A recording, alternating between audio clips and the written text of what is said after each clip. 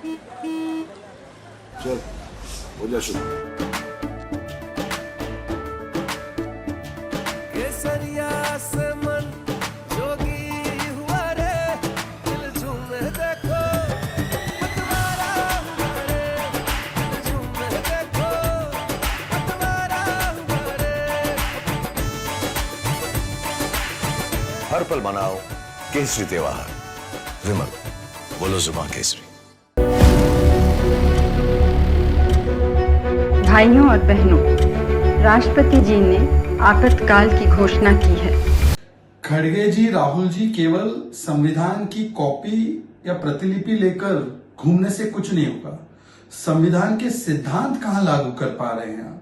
और अगर संविधान के सिद्धांत लागू होते तो बताइए, आप ही की इंडी अलायंस की सरकार है पश्चिम बंगाल में, वहां पर जिस प्रकार से राजनीतिक हिंसा हुई है चुनाव के बाद, उस पर कलकत्ता हाईकोर्ट ने भी बोला है, पर आप लोगों की सेकुलर चुप्पी रही है उस पर। तमिलनाडु के कल्लकुरिच्ची में 57 जानें चली गई है, वो भी ज्यादातर जो जाने गई हैं वो अनुसूचित जाति के समाज के लोगों की गई हैं। उस पर भी सेकुलर सन्नाटा आपने रखा हुआ है। वहां पर ना न्याय के लिए मांग रख रहे हैं। जिन लोगों ने चुनाव नॉर्थ साउथ और दलितों के संवैधानिक अधिकारों पर लड़ा, आज वो इतनी बड़ी संख्या में दलितों के साथ अन्याय हुआ तो कुछ बोल नहीं पा रहे हैं।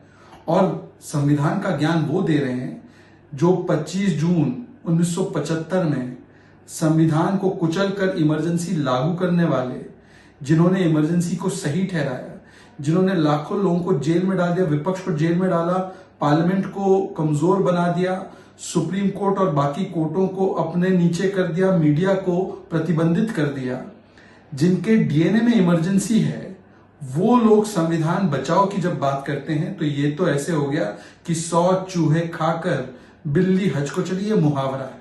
पर बताइए, संविधान बचाना है तो तमिलनाडु में संविधान बचाने के लिए कौन जाएगा? पश्चिम बंगाल में संविधान बचाने के लिए कौन जाएगा? खड़गे जी, राहुल जी केवल संविधान की कॉपी या प्रतिलिपि लेकर घूमने से कुछ नहीं होगा। संविधान के सिद्धांत कहां लागू कर पा रहे हैं आप? और अगर संविधान के सिद्धांत लागू होते तो बताइए, आप ही की इंडी अलायंस की सरकार है पश्चिम बंगाल में, वहां पर जिस प्रकार से राजनीतिक हिंसा हुई है चुनाव के बाद, उस पर कलकत्ता हाईकोर्ट ने भी बोला है, पर आप लोगों की सेकुलर चुप्पी रही है उस पर। तमिलनाडु के कल्लकुरिच्ची में 57 जानें चली गई है, वो भी ज्यादातर जो जाने गई हैं वो अनुसूचित जाति के समाज के लोगों की गई हैं। उस पर भी सेकुलर सन्नाटा आपने रखा हुआ है। वहां पर ना न्याय के लिए मांग रख रहे हैं। जिन लोगों ने चुनाव नॉर्थ साउथ और दलितों के संवैधानिक अधिकारों पर लड़ा, आज वो इतनी बड़ी संख्या में दलितों के साथ अन्याय हुआ तो कुछ बोल नहीं पा रहे हैं।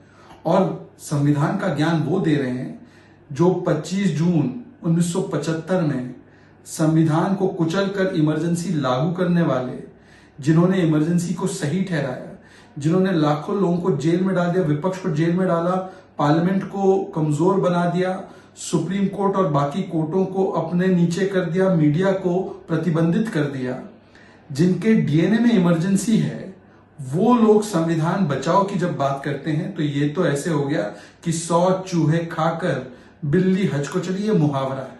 पर बताइए, संविधान बचाना है तो तमिलनाडु में संविधान बचाने के लिए कौन जाएगा? पश्चिम बंगाल में संविधान बचाने के लिए कौन जाएगा?